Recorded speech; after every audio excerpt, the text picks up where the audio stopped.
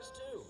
How cool is that? That is really cool, and Colonel Canterbury actually was an instructor pilot for me on my very first F-35 flight just a couple of weeks ago out in Eglin Air Force Base in Florida. Well, here they come, folks, from the left. They don't pay me by the word, so I'm going to get quiet. Watch now, the P-38 Lightning and your F-35 Lightning. Let's hear it, everybody. I stepped through the wicked line. I know what I felt was 20 years now. Well,